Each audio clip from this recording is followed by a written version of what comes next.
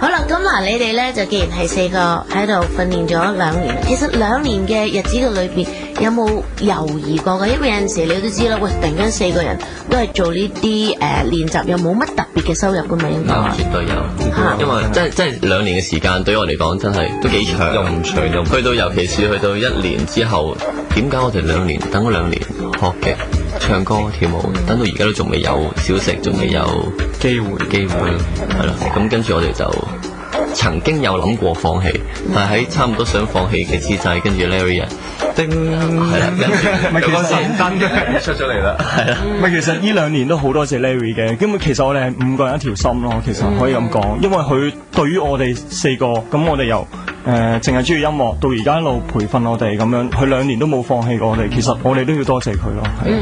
好，咁咧嗱，我哋就好知道咧，佢哋都係運動健將啦。咁但係究竟音樂嘅上面咧，你哋係點樣中意法咧？不如每個人講下啦，即係究竟係咪即係幾乎一出世攞住個奶樽就攞住支咪咁樣啊？定係受咗啲咩影響？咁啊，逐個講下，由 Jason 講先啦。其實我細個媽咪成日都話我好中意表演，咁我屋企有啲相咧係喺度跳緊郭富城嘅《對你愛不完》，咁所以其實細個都好中意亂咁嚟攞住個遙控啊！你見到郭富城，唔好話你細個就睇佢表演啊，知唔知啊？其實嗰陣時都嗰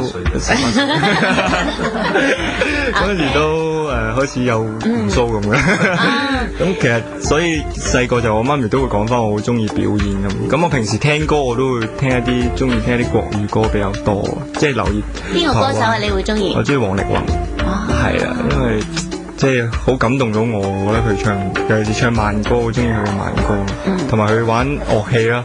即係每一次見佢玩好多唔同嘅樂器嘅時候，我就哇好犀利啊！呢個人，即係好希望可以做到佢咁樣。有冇練習到樂器啊？你而家暫時開始我學緊吉他咯。好，咁我哋睇下 Henderson 啦。其實我對音樂咧係由細開始係由爸爸帶俾我嘅，因為我細個咧，我爸爸就最中意唱張學友、譚詠麟呢啲咁嘅歌啦，咁。到佢捉我去卡拉 OK 或者去平時食飯咁，同啲 uncle 一齊食飯，佢哋一定會點呢2個人嘅歌。咁我又開始我都要唱㗎，你哋全部點晒，即係點解冇情信嘅？點解冇其他歌嘅？咁我哋係 K 神嚟嘅。跟住我就開始接觸，都係接觸呢2位歌手前輩啦。咁我開始唱人哋歌咯。咁又可以到最後啦。而家近期咧有左營有演唱會啊，咁有李克勤啊同佢合唱，我就可以同我爸爸一齊合唱，咁我好開心咯。係啦，咁由細把聲都似嘅。你似邊個？由細到大都係似譚詠麟咯，我自己即係我啲朋友同我講。學咗風格，佢啲風格咯，學咗。OK，好啦，咁你咧 Jason？我其實係兄弟係啦，我哋2兄弟其實可以話一齊去培養我哋嘅音樂，因為我哋細個，我哋身邊嘅朋友係玩音樂嘅，即係佢哋有屬於自己嘅 band 房，咁我哋成日會一齊上去玩，一齊上去當搗亂，即係因為呢樣嘢而培養咗我哋對音樂嘅興趣，跟住同埋我哋平時一齊去唱歌啊、玩啊，跟住近年我就俾台灣嘅一個。俾啲台灣嘅音樂去影響咗我咯，因為我好中意聽台灣嘅歌，因為台灣啲情歌好冧，好歌手係啦，特別中意。跟住近期係周杰倫同羅志祥，係我比較中意佢哋嘅歌咯。係啦，我哋而家平時喺屋企都要爭間房或者爭個廁所嚟唱歌咯。即係點解你哋唔喺廳嗰度索性？因為佢屋企好多人嘅，佢啲大家庭。之後同佢嘈，我同我爺爺啊，我阿爺就媽媽吵啦。其實出一個大家庭，家春秋咁樣係咪？有啲老爺啊、奶奶電視劇嗰啲咁。咁即係話咧，其實就聽到你哋稍稍嘅介紹啦。咁你哋都係喺即係一個90年代嘅當中接受香港典型嘅流行音樂嘅薰陶，有啦，而家成為咗樂壇嘅一份子啦。咁有你哋呢一首嘅《熊貓眼》啦。咁錄音嘅時候用咗幾耐時間啊？你哋4位？用咗好多日，前後我諗差唔多1個星期啊。點解咁耐咧？你哋有冇諗翻？因為其實我哋屬於屬於自己嘅歌咧，係好難去演繹出嚟。因為可能我哋唱其他前輩嘅歌，我哋可能已經有個即係知道嗰首歌大概係點樣唱啦。咁但係而家真正屬於我哋自己嘅歌咧，咁我哋好難去揣摩究竟應該點樣唱得好咧。咁就要同監製啊、作曲作詞嘅人一齊去溝通咯。究竟點樣先做到最好？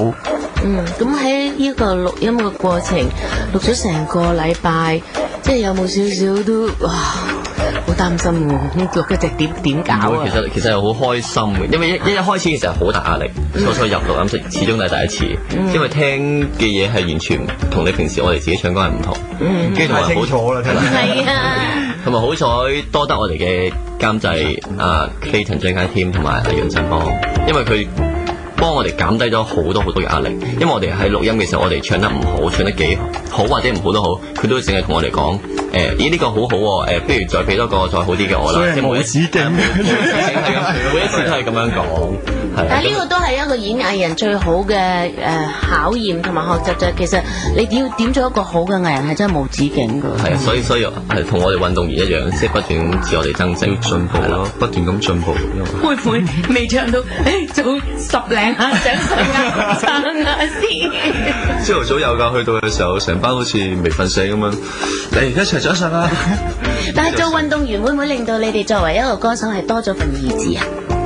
絕對有，絕對有㗎。因為我哋4個係玩團體嘅運動，我哋係講嘅係團體嘅精神。因為我哋4個係有玩籃球、玩棒球啦。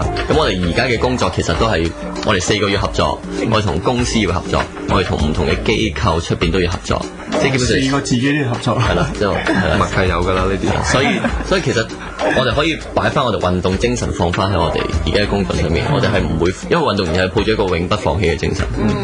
咁你哋邊個咧係即係叫做隊長少少咧？即係總有一個係會即係多啲意念啊，或者主導啲啊，或者其他人聽佢講啲有冇？其實冇話邊特定係邊個嘅，不過我見到啲目光嘅係咪就係阿？因為我比較麻煩啊嘛，係咩？我成日煩佢哋，成阿媽咁啊，係啊，乜嘢都要管咯，因為佢係即係出門口啊嗰啲就會打電話俾佢2個，或者跟住同我講點啊，你帶晒啲嘢未啊？唔好漏嘢喎。跟住之後一到差唔多時間，遲到啦，仲唔起身？快啲起身啦！係咪都係咁嘅？Kison 都係一個比較有自律性、紀律性嘅人啦。可能我由中學，因為我中學打任何球隊，我都可能係即係隊長乜嘢，我哋都係一個領導嘅。